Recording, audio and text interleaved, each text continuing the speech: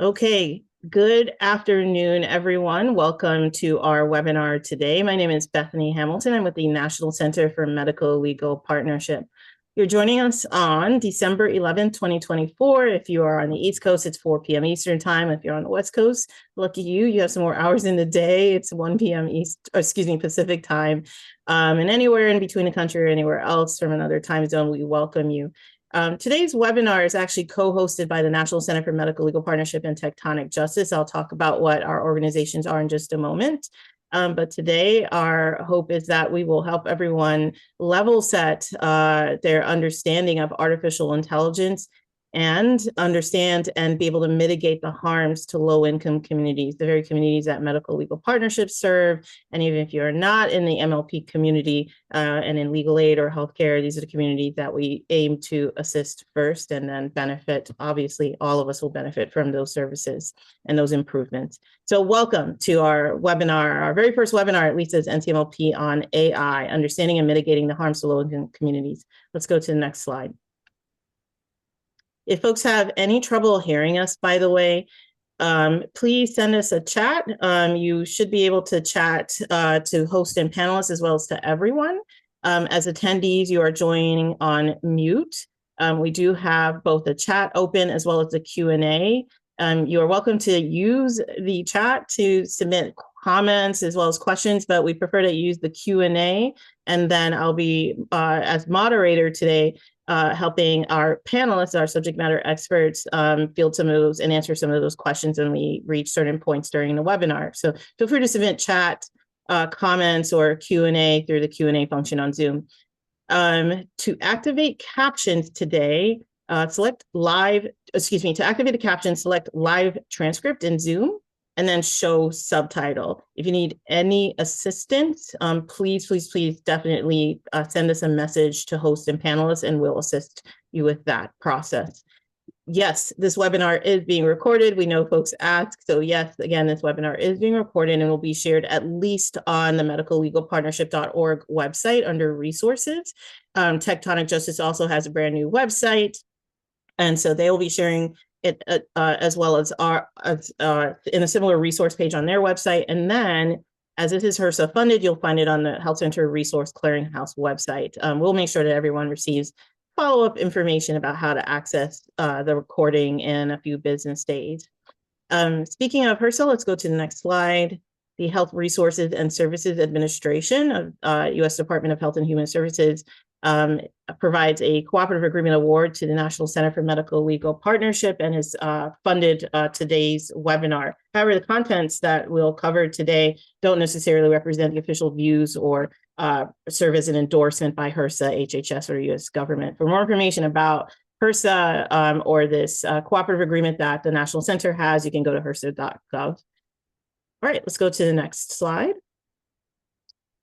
Promised to tell you a little bit about each of our co-hosting organizations, which don't represent the full panel of expertise present for the webinar. But again, I'm Bethany Hamilton from the National Center for Medical Legal Partnership. We are a national initiative and project housed at the Milken Institute School of Public Health at George Washington University. And our whole mission is to help the health organizations around the country integrate legal services to be able to address the health harming social and legal needs of particularly low income or hard to reach patient populations. We get this done through training technical assistance, advancing research in the field, and education on medical legal partnership implementation.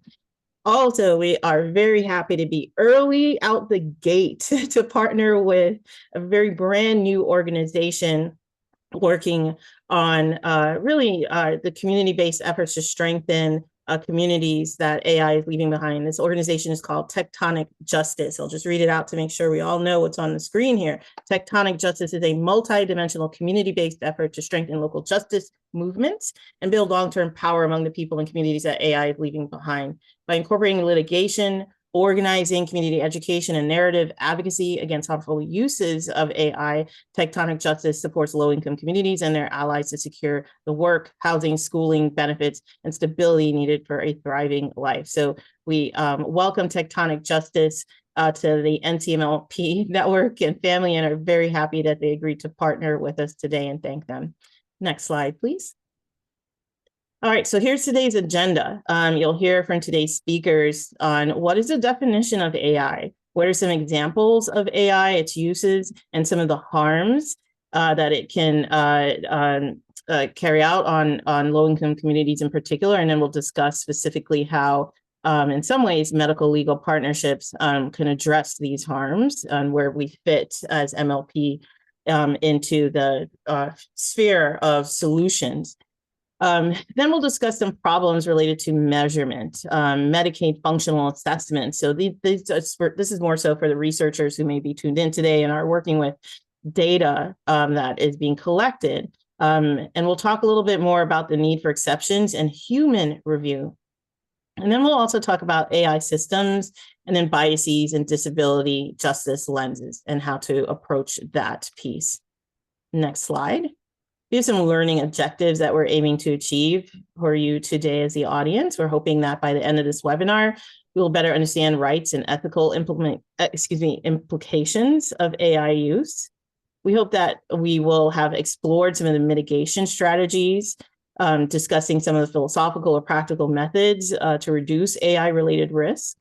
We're hoping that we can help you better analyze emerging issues related to AI, and then finally adopt a harm reduction and equity lens approach to your AI development and deployment strategies. All right, next slide. Without further ado, I want to let you know who else is joining us today and also thank one of our speakers who, due to unforeseen circumstances, wasn't able to join, but had slides that we still have and will be presented in today's webinar. So first, I want to welcome an old friend who's a former MLPer and legal aid attorney, Kevin de Liban, whose last name I've been mispronouncing for years. We actually go back as Equal Justice Works Fellows, and he is the founder and president of TechTonic Justice. So welcome, Kevin. Also, I want to welcome some of our longtime friends from NHELP.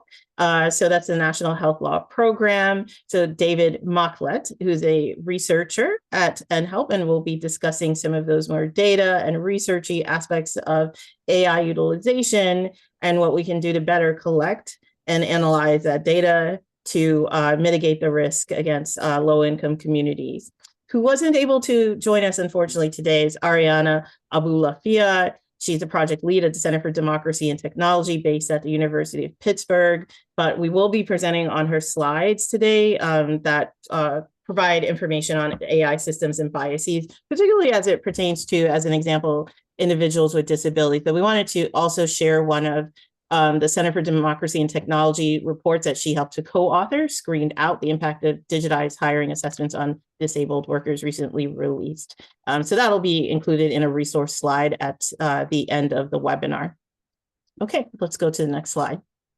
I'm going to launch a 2-question poll for everyone just to get folks warmed up. I'm going to go ahead and launch the very first question that folks will see. We'd love to know who actually tuned in today. So who's in the audience? Are you from a community health center? Are you from a hospital? Are you from a legal services organization or law firm? Perhaps you're from a law school clinic. Count yourself there under legal services organization.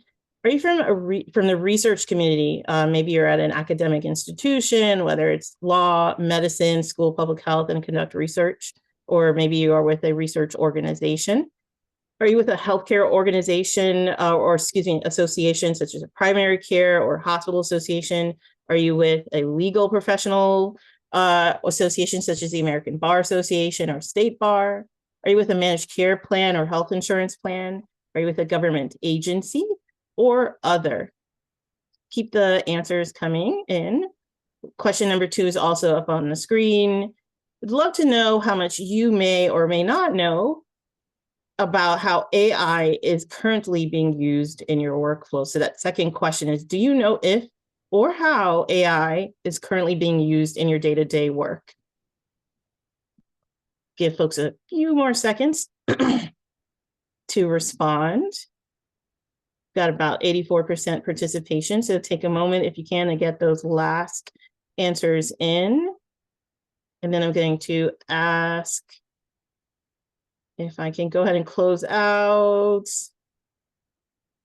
All right, so we're sharing the results. Thank you so much. We have a really good mix of folks joining us today. A lot of health center folks joining us, hospital, legal services organizations, folks in the research community, health and legal services organizations, government agencies, and other. And then in terms of who knows if and how AI is currently being used, about half of you say yes. So that's actually really impressive that the majority of you, 51% of you, actually do know how or if AI is currently being used in your workflow. Go ahead and use the chat and let us know. Share some examples if you don't mind, because we're going to get started with the content in a moment. But let us know how AI is being used in your workflow. About 24% say no, and the remainder say, yikes, you don't know. That's okay. AI is embedded so deeply into some of our systems that you should not be ashamed of not knowing yet how it's being utilized. All right. Okay, so we're going to close out the poll and go to the next slide.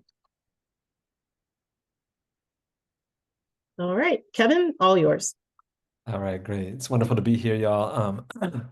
As Bethany said, I worked at Legal Aid for 12 plus, almost 13 years with Legal Aid of Arkansas. I started my career in MLP settings at community health centers, two of them in the Arkansas Delta, very rural communities with, all the terrible health outcome data that you can imagine in terms of low life expectancy, rates of chronic illness, all that kind of stuff.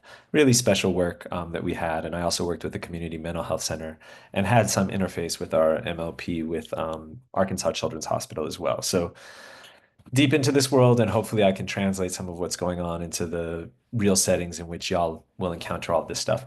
Next slide, please.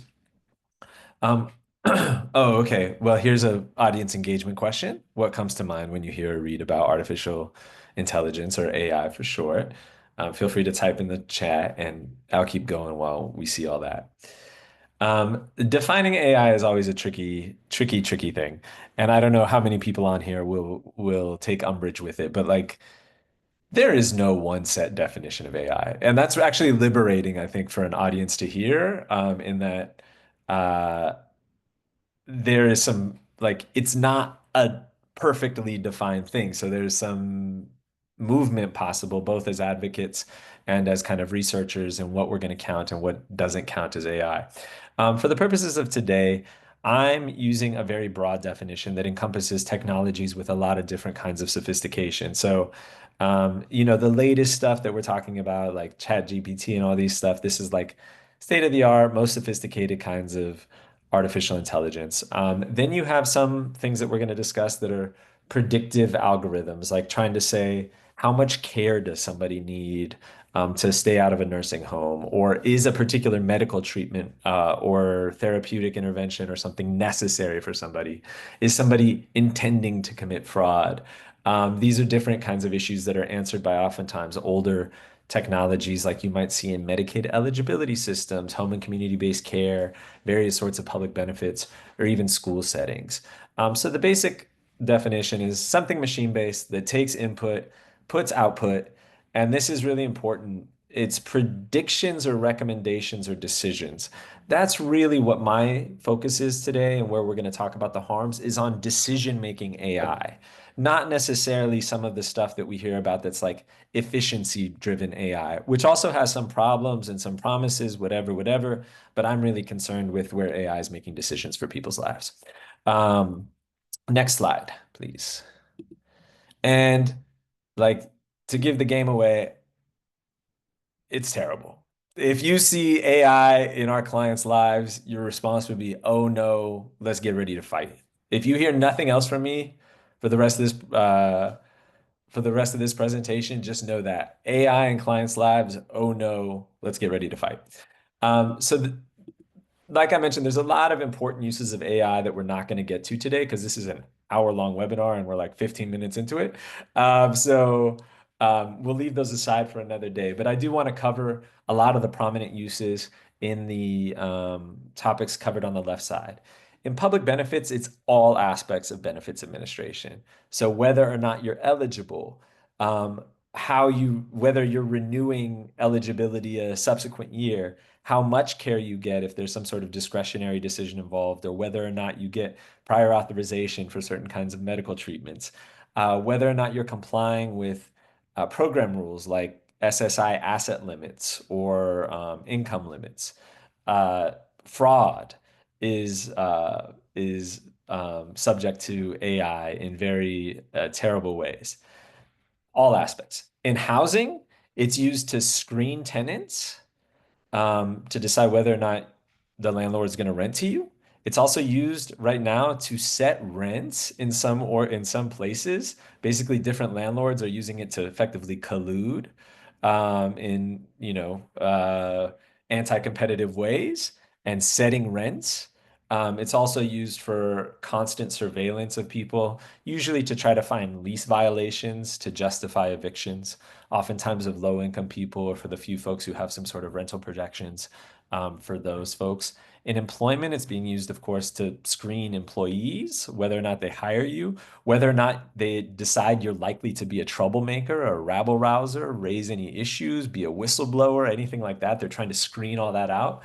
It's used to set wages. Most of us are going to be most familiar with this in the context of Uber or Lyft or similar kind of platform or gig work.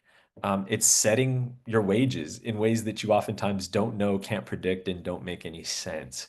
It's also being used for constant surveillance and management of employees, which oftentimes frustrates and impedes, basic labor rights. It also undermines any sort of stability that folks have by like algorithmic scheduling systems and algorithmic performance measures, things like this.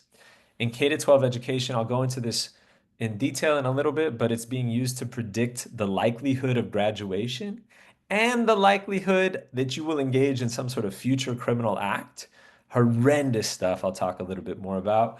Um, Based on social histories and school data that's being shared with law enforcement.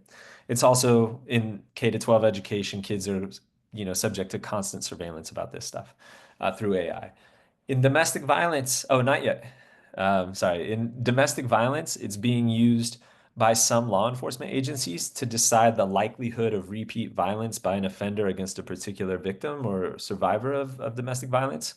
And then the law enforcement agency uses it to decide whether or not to kind of spend additional resources, either monitoring the abuser or doing what you can to protect the survivor. It's also used in terms of deep fakes. Abusers will create falsified video of their partners, usually in sexually compromising positions, usually in porn, right? But like totally invented stuff. And then they'll use that to coerce them to stay in abusive relationships and say, basically, look, if you leave, I'm going to release this. And while it might not be true, the survivor can't count on, their colleagues at work, their coworkers, people they go to church with, whatever, their friends and neighbors of discerning fake from real. So it's a coercive tool.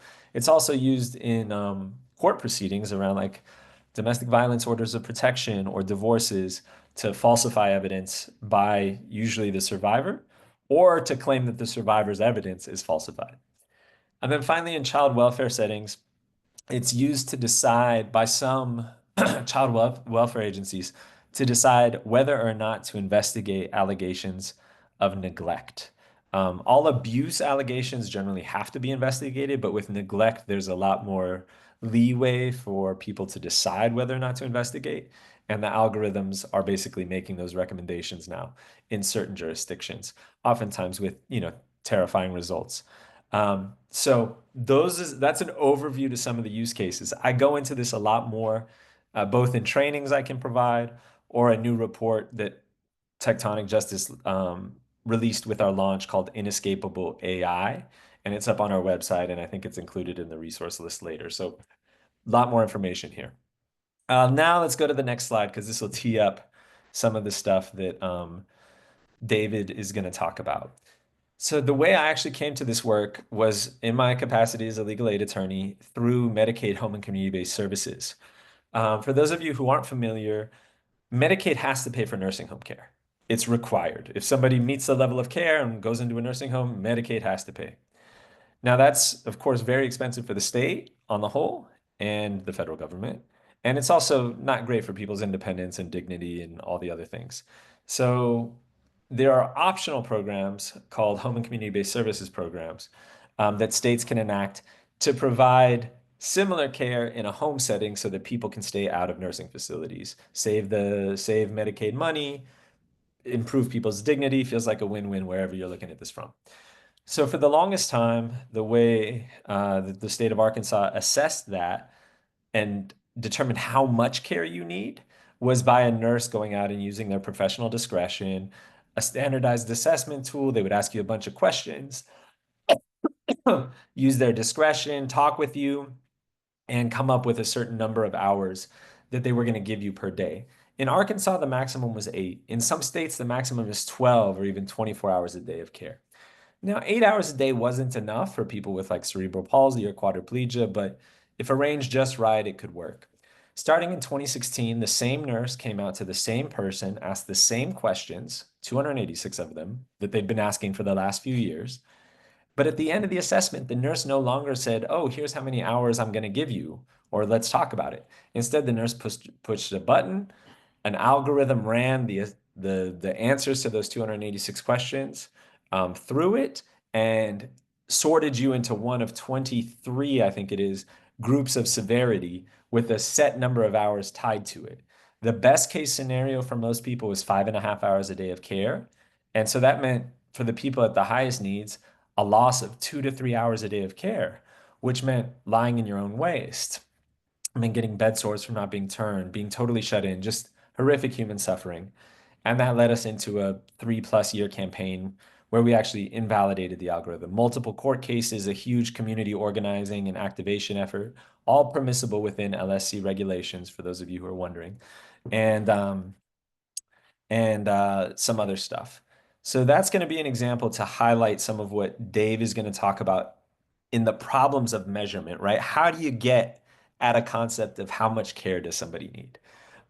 There's also a horrific thing I want to touch on in Florida because it's the same themes, which is that the school district, I referenced this earlier, the school district shared education records, social histories, grades, involvement with the juvenile justice system, potentially public benefits recipients, stuff with the sheriff. The sheriff used that information, ran it through an algorithm to predict the likelihood of committing future crime. Anybody who was identified was then harassed and terrorized. Like, so the police would come to your house or the sheriffs would come to your house at all hours of the day, including in the middle of the night, ask about you. If you weren't there, ask the parents about you, go to friends' houses. They would cite families for having their grass like a half of an inch too high if it hadn't been cut. They used some obscure ordinances. They would just terrorize families, where one deputy ultimately admitted that the goal was either to get people to sue or to move out of the district. And the way the algorithm worked was on a lot of bogus stuff. It was based on trauma. So if you've been a household that had domestic violence, you were ranked as higher likelihood of committing crime. If you had been using public benefits, I think, if you had been exposed to any sort of abuse, if you had moved a certain number of times in the previous few years, all these things that led to that. So again, it's another setup for this concept of measurement. Like, I mean, one, there's the primary question of why are we doing this at all? We shouldn't be. And then there's a secondary question of, okay, if we're gonna do it, why do it this way, right? What counts? Next slide, please. All right. Here are the lowlights because there are no highlights. So I these are various harms that are involved in AI. I'm not going to go through each of them right now. We can talk more in depth in the Q&A, or again, I'm always happy to give a more in-depth presentation on any of this stuff. But really, a few things to worry about. One, it has the veneer of objectivity and rationality behind it, right? It's sophisticated, quote, air quotes, super necessary here. Sophisticated statistical science. Nah, a lot of this is really junk science. But even when it is more supportable and quality science, so to speak, usually what it's doing is just enacting and justifying cuts or restrictions of opportunities. These systems are never introduced to make decisions about our clients' lives where you see significant expansion of opportunities or access to benefits. Never, not one time that we're aware of. All right. So just know, again, this is why AI means oh no. Like that's the rubric. Um, Lots of erroneous loss of benefits for people who are eligible, bad fraud allegations, lots of loss of opportunities without a chance to contest them if you're thinking about it in the tenant or employment screening. Child welfare, there's horrific stories of kids being removed from parents' care and placed in foster care for a couple years. Um, there's also a corporate power angle of this that I think in the legal aid world we don't always pay enough attention to, so I will flag that one, which is that, you know, for the big tech companies are trying to control the infrastructure through which all of the more sophisticated AI forms are run. And then there's a whole bunch of other people who then are going to be forced to use that. Regardless, for us, our client communities, there's no option to opt out. There's no meaningful control or accountability over that stuff. And that's the last point I'll emphasize before I think we move on, which is that this technology defies all existing political, market, and legal accountability structures. I can talk more about this, but laws are limited. Like we've used them successfully, but they're still limited in how when you can use them and how much you get when you win, and how much they really encourage people who are going to develop or use this to think otherwise and make something that's less harmful. The market totally fails here for low-income people. No market disciplining of trash algorithms or bad stuff. And political stuff, again, when it comes to low-income people, it's no surprise to the folks on this audience, but like politicians, agency officials, whatever, can basically do whatever they want without impunity, and there's no blowback from political mechanisms. So with that, I think that's the end of mine. Bethany, next slide. Oh, no, I'm sorry. How can MLP practitioners get involved? This is the last thing. I think I'm fairly over time, though we have some, because of changes, we have a little bit of more flexibility than we would otherwise. Information gathering. This is really important. So AI by its nature is oftentimes totally opaque and unknown, right? Just like half of the people responding didn't know or said it wasn't, or a quarter of the people responding said they didn't know. Imagine being a client whose benefits have been cut. The notice doesn't say, oh, wait, an AI or an algorithm was used to cut your benefits at all. Similarly, with tenant screening stuff, like the landlord doesn't tell you that they used AI to decide that you're not going to get this apartment or that you're not going to get this job in the case of employment. So, how MLP practitioners can really get involved is on the ground. You see a lot of patients. You can discern patterns. You can suss out whether something feels funny. The way that we did it in Arkansas, our only clue is that our clients would ask the nurses, why is my care getting cut? And the nurses would say, oh, it wasn't me, the computer did it. And once we heard the computer did it enough times, we thought, oh, okay, something's there. Let's go investigate and see what's happening. See what your partners know. If you have relationships with state agencies, landlords, schools, etc., you can just ask them. Sometimes they'll tell you if they know. And then, of course, public records requests. You can help people with appeals and other individualized assistance to help them get whatever it is they're missing and try to build your own knowledge base. Certainly consider affirmative litigation and community activation and narrative advocacy, all the other things that go into fighting this stuff in an organized, successful way. Next screen. Um, you can learn more about AI and relevant discourse. I'm happy to do that for you. If you hear anybody saying AI for good or AI is good, just be really skeptical. Especially a lot of times they're not talking about decision-making AI. Because if they were, they're just lying. What a lot of times they're talking about is like these efficiency improvements, or maybe they're using some examples where AI might be helpful, like medical diagnoses in certain, as in certain areas, like radiologists. Like there's some evidence that AI is really good at doing cancer screenings as a secondary tool to what radiologists do. They might be using something that is potentially good and blowing up its significance in comparison to all the ways that it's really bad and harmful. And that means that you need to consider that some of this stuff should be banned. There shouldn't be permissible uses of some of this technology for certain purposes. And then talk with TechTonic Justice. This is why I went through to I left legal aid to found a new organization, because I saw how much these technologies were being deployed against our client communities without us as a community being able to respond in kind. And so with Tectonic Justice, it's really to support legal aid providers, our affected communities, other frontline advocates we'll train, we'll provide education, we'll do individualized technical assistance to help you think through a campaign on how to fight this stuff. And as soon as we get some more resources, we got enough funding from philanthropy to launch, and I have enough to hire one person. As soon as we can hire a few more, including some attorneys, we'll co-counsel. So please reach out if you want to learn more. We can adapt the presentation to whatever your circumstances are. I really want to get in front of people on the front line because that's where this stuff shows up most harmfully, where no resources are being put, and where I think the greatest chance of having some success of beating it back is. So thank you very much. Kevin, before we move to David, there's a question in the Q&A that we'd like to pose. And there may be another question. Ready? Sure. All right.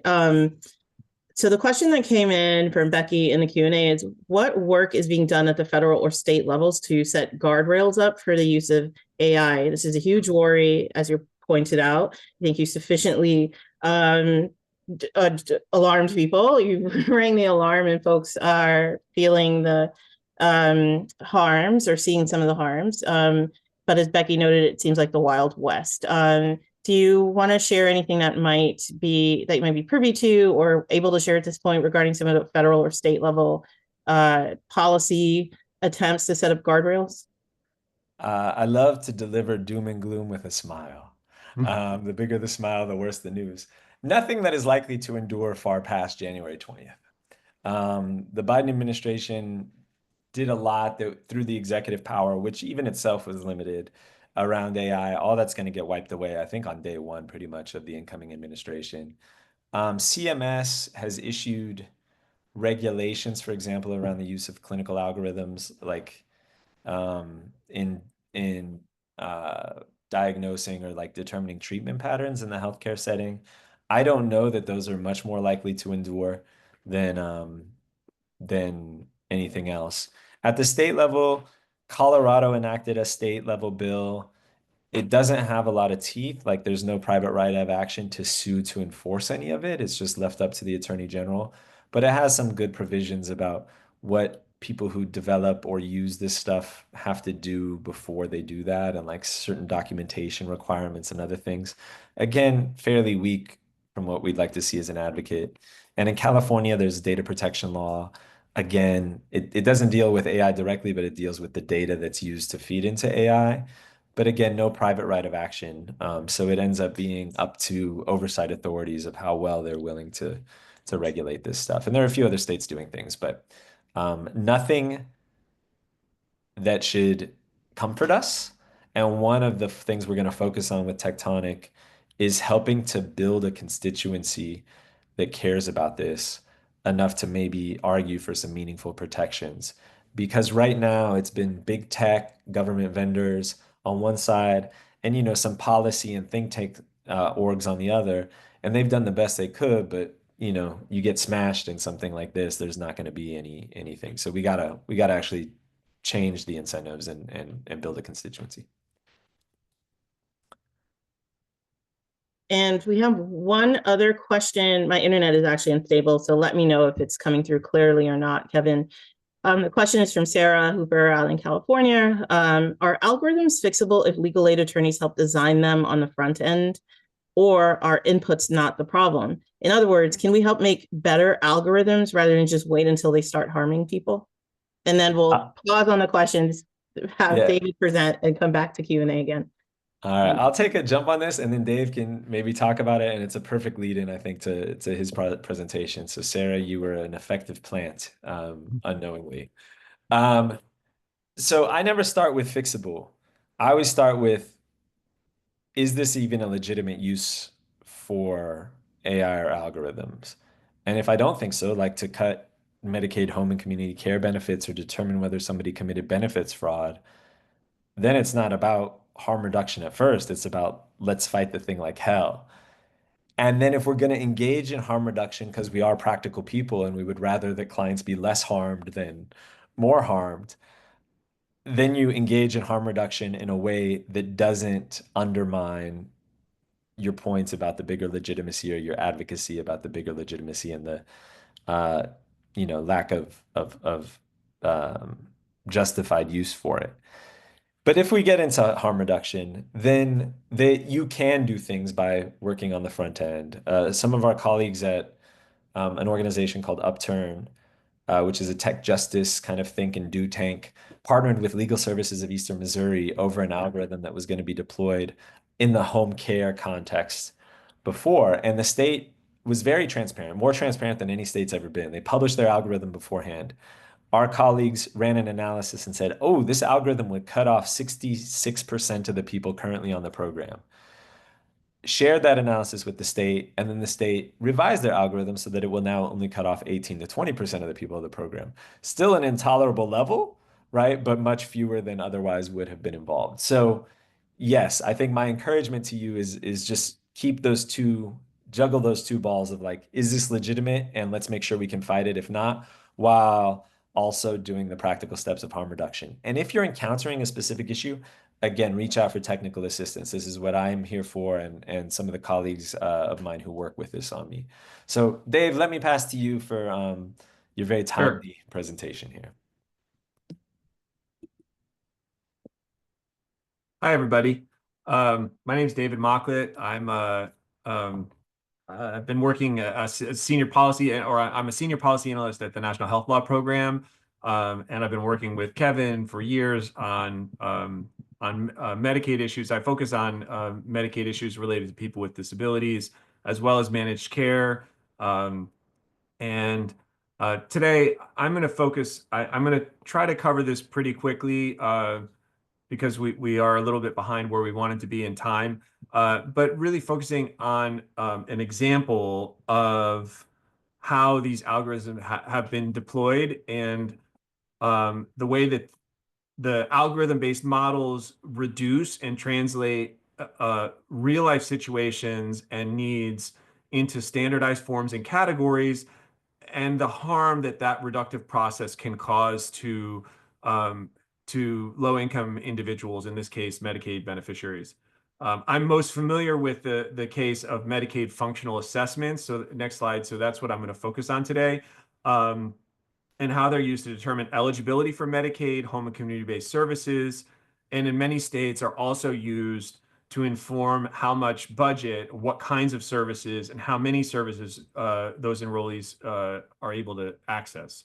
And I'm going to delve into the details because I want to try to show a little window into, these are not the most sophisticated of AI algorithms, but they are fairly sophisticated and show how they sort of can bury elements of the data that are different from what they say that they're measuring. And because the tools have this sort of shiny veneer that Kevin was talking about, where people go, oh, that's a fancy algorithm, it's going to have the answers. The data that gets buried and into the model and may cause systemic biases is really, really important and can have really severe consequences on different people's access to care. So the typical Medicaid functional assessment, as some of you may already know about these. Oh, I'm sorry. I totally jumped the gun a little bit there. But when we're looking through this, and if you want to take a minute, related to, I'm going to get into the details for Medicaid HCBS, but that question about the data that something is based on and bad data producing bad results, garbage in, garbage out. You've probably heard versions of this before. You may have some experiences with that. And the thing I want you to be thinking about, or if you want to share some of your experiences in the chat, that would be really useful food for thought for, I think, everybody on the call. So that's what this slide is asking you to do. So when we talk about Medicaid functional assessments, they have sort of two main purposes. Kevin said they can be really long questions, 286 questions, some of which help determine a person's level of care. That's what's used to determine whether they're eligible, maybe eligible for Medicaid or eligible for a HCBS program. The second step is this comprehensive needs assessment or functional assessment, which is then often used for service planning and resource allocation. So how many services somebody gets. Typically, these surveys, they cover, and I won't go into details about this, but these are the core subjects that most of the standardized surveys cover, and these tools get borrowed from one state to another. There's a couple of major ones that are used in multiple states, maybe 20 states. Supports intensity scale is one, Interi is another. They all ask questions in these basic categories about someone's, we'll call it functional acuity or their functional status, right? Um, so we'll go on to the next slide. They do ask different questions and they weight differently those different categories. So it's not like they're all the same, but that's the basic thing. I'm going to focus on the resource allocation part and not the eligibility part today, just for brevity. But these issues come up in both of those settings. When you're talking about resource allocation and when these sort of big standardized tools are used for that, they usually use what's called a case mix system. And that involves two different components. Basically, the system asks all theyese questions, and then based on people's answers to those questions and their historical, the data that you're using based on what services they're already using, the way the model is set up, it sorts people into different groups. It actually creates these groups, and it creates the groups based on the modelers will create different groups based on whether the differences between the groups are clinically meaningful. So is it, based on how much support somebody needs for an activity of daily living, or whether they need a feeding tube or something like that.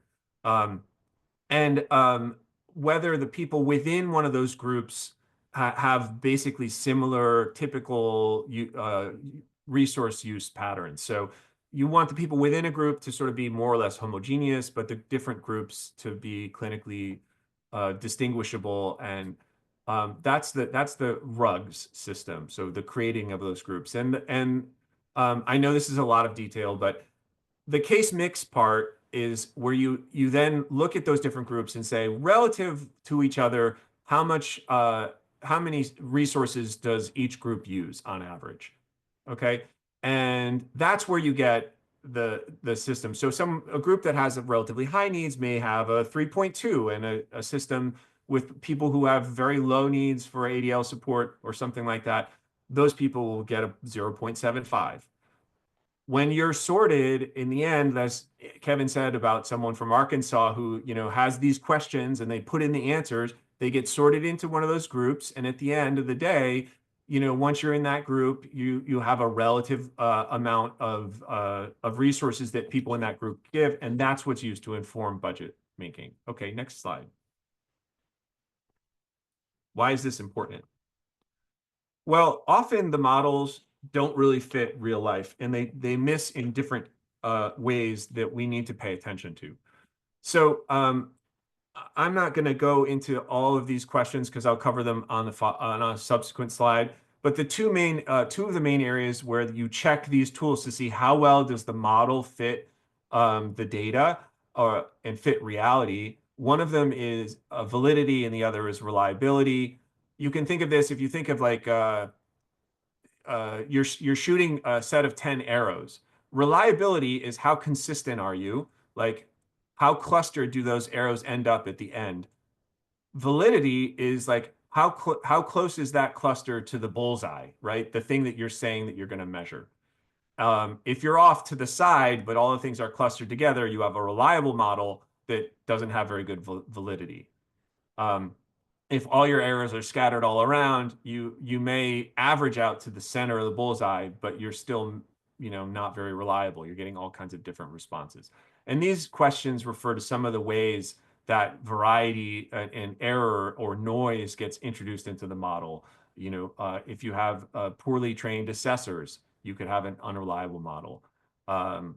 If there are bad questions, or if the questions aren't capturing a key element that relates to someone's actual service needs, that could make an issue of validity.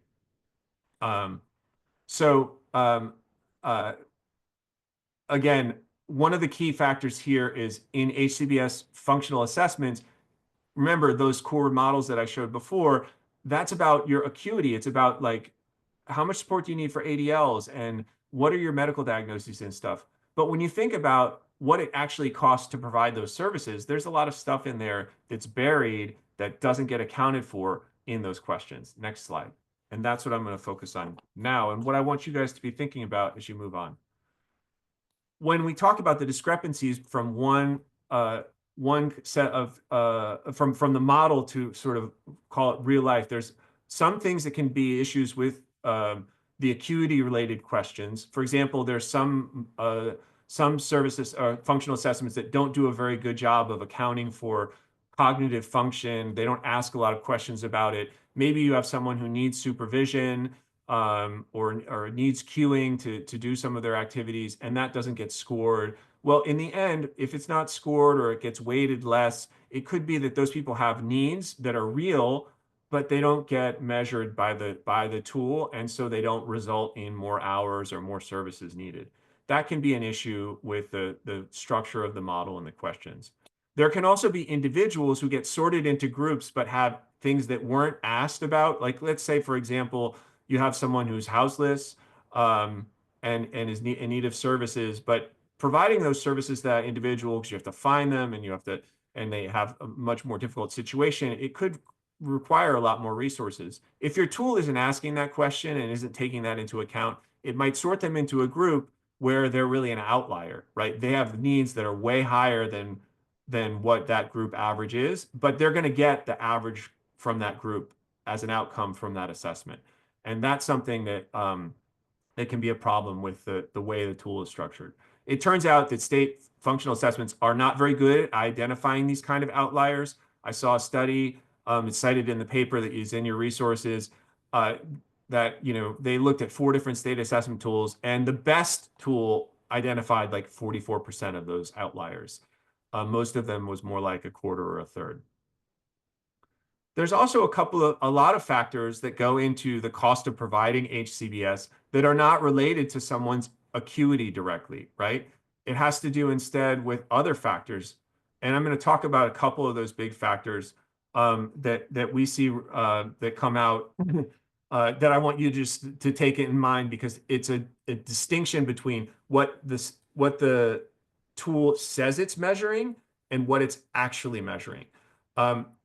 There could be things like coding errors, as simple as coding errors. And Kevin can talk about how that he found a number of those in Arkansas, where the people who implemented the tool just messed up. And certain people, had a need and they asked the question and it just didn't it didn't send them to the right group.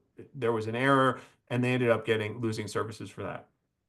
There's also in Medicaid a big problem with unpaid, not a problem, but with accounting for unpaid family supports. So there's so many of these HCBS services that are provided by family caregivers or friends who aren't paid for that. And if your model is about resource allocation, but it doesn't take into account the fact that there's a lot of people who are receiving services that aren't being paid, that don't effectively cost the Medicaid agency anything, then that can be a major source of bias. And it can do both in the way the model is set up, if it's not accounting for unpaid family supports as part of the resource pie at the beginning when they're creating the tool. And it can happen at the end where you have a user, there's a tool, they get an assessment, and the group that they end up in is a group that typically, because of maybe their living situation or something, has more access to unpaid family supports. And that group gets lower resources because those are unpaid. Or maybe that individual is the same acuity as another individual who has a family member who can help provide extra services. The person who doesn't have that access to an available family support, that person going to end up, the model will tell them that they have the same number of they get the same amount of services, the same number of dollars. The question is then, should that person receive more because they don't have access to unpaid family supports? And that raises big questions about whether those family supports are actually available, whether they're compelled, which is not allowed in Medicaid. So those questions is something that gets buried into this model. And if it's not teased out and you're not looking at it carefully, you can end up with a thing that says, well, these people, this is just about functional status and it's objective, but in fact, you're putting people in really difficult circumstances because you're not accounting for the differences in where they go. When I talk about this SIS validation study, this is a good example of that. The supports intensity scale is used in many states. And when they did a validation study of it, they found that 18.8% of the variation in resource use and actual resource use was explained by acuity related things like medical diagnoses and ADL support needs. But the living arrangements of the individual, where they were getting their services, explained 28% of the differences. And that's not really surprising, but it raises really important questions. So when I say living situation is like, is that person living at home with family members? Are they living in a congregate setting? They may have the same needs in terms of ADL and medical diagnoses, but that location of where they're getting it is actually explaining a lot of the differences of services. If they're self-directed, they may be able to get more services because typically the providers for self-directed care can get more hours for the same dollars. And there's another ethical question there is like, if the person getting a choice of how they're receiving their services, or is there some other force that's compelling them towards certain kinds of service delivery models because they're more inexpensive or because of some other interests? The last point I'm just going to make is all of these functional assessment tools are based on historical data, and historically, HCBS systems have been underfunded almost universally across all the states. That no functional assessment tool is going to solve that problem. It doesn't have to do with the size of the pie. It only sort of decides how you're going to cut up that pie. And it might give you different ways of doing it, but it doesn't necessarily meet everybody's needs because the systems historically and the data that it's based on never has met everybody's HCBS needs. It's always relied on unpaid family supports and on just the idea of keeping people out of institutions as opposed to meeting all their needs. Okay, next slide. When we talk about what you can do, again, this goes to what Kevin was talking about with mitigating harm. There's a lot of pressure to put these kind of tools in place as standardizing factors. The things that we found that have been successful to help slow this down and also to mitigate harms in cases where you can't get rid of it include increasing transparency, getting those coding systems and getting the algorithms into the public or into beneficiaries' hands so they can understand what is the basis, the actual clinical basis for decisions about their care. They have a constitutional due process right to ascertainable standards, and that's what we've used in litigation, sometimes with some success. The second is to include these exceptions and human processes, realizing that these tools aren't really good at matching a model to actual needs. They have a lot of gaps. They have a lot of things that are buried inside them, a lot of historical biases. And there needs to be a way for someone to raise their hand and get a human to look at their situation and show, oh, yes, they actually have more needs. We need to be able to have an exception for that. It won't solve the problems of the tool, but it helps to mitigate some of those problems. Also, when you can get in ahead of the game, adding protections like testing a new tool against the old tool and putting protections in place for people, grandfathering and things like that for people's services when you're changing tools, adequate training of assessors to make sure that you have consistent results, and then minimizing conflicts of interest, especially in managed care settings where there's been a demonstrated effort to cut services systemically because there can be a financial incentive in doing that. So making sure that those conflicts of interest are as low as those protections are in place can help to mitigate some of the harms that are caused by these kinds of assessments. So I'll stop there. I know we're near the end, and I'll turn it back to Kevin. And just real quick, I mean, you can see that that's kind of the analysis that you need to go in any of these instances. Don't think it's beyond you. Like this is stuff that we've had years and years to develop, but you can tell that those kinds of judgment calls are what's inherent in some of advocating against this or reducing harm or whatever. Bethany, I think we had time maybe for one question. Yeah, so let's thank you so much, David and Kevin. We decided, okay, we are missing one speaker, so we're going to stretch it out. So, Maria, do you mind scrolling forward to the prepared questions in advance so that we can pull some of those? And then if anyone from the audience, we want to actually prioritize any question from the audience that may come in, but we also prepared a couple of questions, and then we'll close out. So not seeing any questions from the audience as yet. Want to pose this first question just for practical purposes. And Kevin and David, either one of you can take a stab at it and we'll keep going through. How would frontline workers incorporate some of what you've raised here in terms of these concerns about AI into their practice day to day with patients? Yeah, again, if it's kind of on the advocacy front, or helping somebody solve a problem, it's really about finding what's going on and sussing out patterns, asking people good questions, doing some investigations to find out if AI is at play. Because that's sort of in our old, like, if then, like, what was the MLP ranking the I help thing? It's Mm-hmm. almost like if you can check AI is at play, that's going to lead you down another branch, right? So I think that's the number one thing people can do in terms of making it practical. Right. And then let's pose this next question because it came up in the chat. We're moving really fast to integrate AI technological advancements really fast in our EHRs and even in ways that the legal aid community could be approached for. So what are some thoughts on the ability of AI to perhaps benefit low-income people?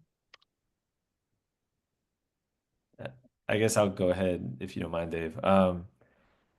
So generally, not much. Like again, on the decision-making front, almost nothing.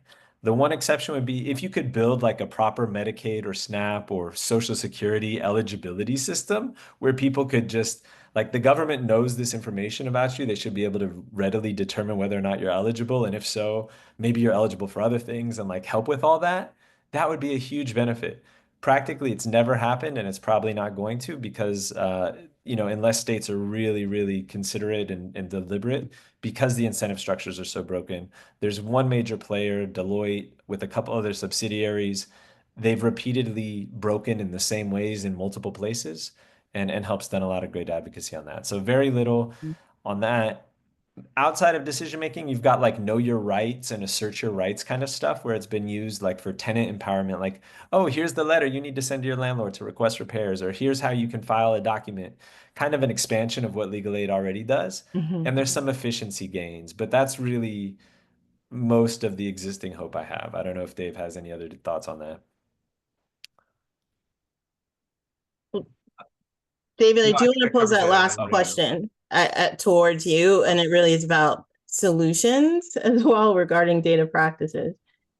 Do you mind if I pivot, or please feel free to chime in on that second question, but I'd love to pose that third question for you before we close out. I can share.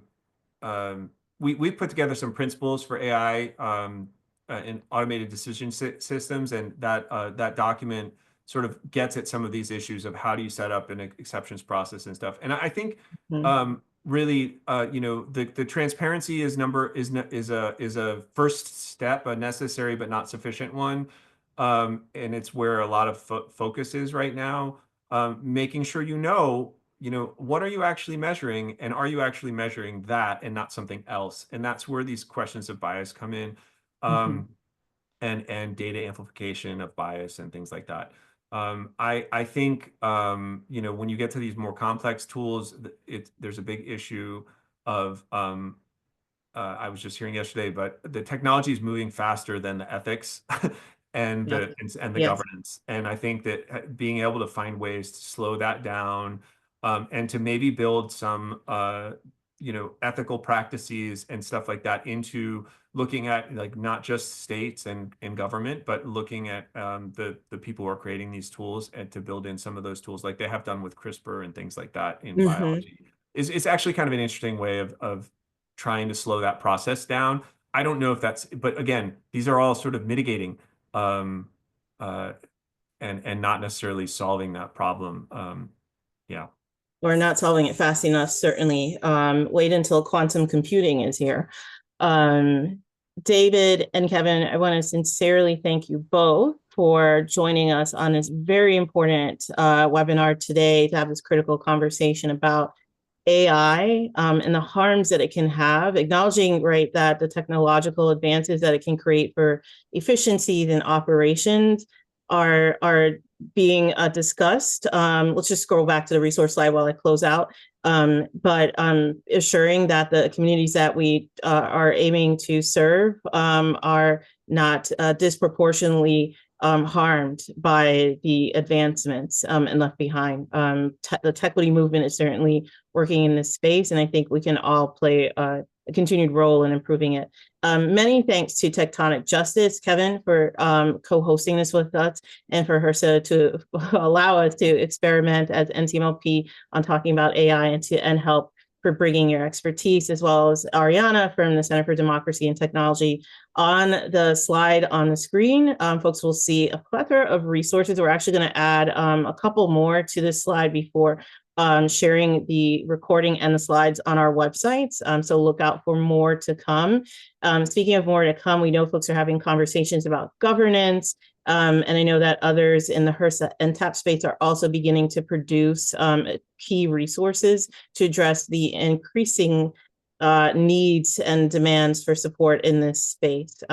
So many, many thanks again, Kevin and David, for joining us today, and to Ariana for contributing content that folks will see in the slide deck. Want to close up by thanking everyone in the audience for joining us, for engaging in the chat, especially. We received some direct chats about the helpfulness of the information. And folks, I would encourage you all to sign up for the newsletter on TechTonic Justice's website. It's at the bottom of their webpage. And then ask everyone finally to please complete our webinar evaluation form, because we really like to know, was this helpful? How can we continue to improve it? And how can we offer more content like this to support you? Let's just close out, Maria, with that last slide on the screen so that people can also use the QR code. And then we'll call it a day. Thank you, everyone, for joining us. We appreciate it. Have a great Thanks, everyone. Bye-bye. Take care.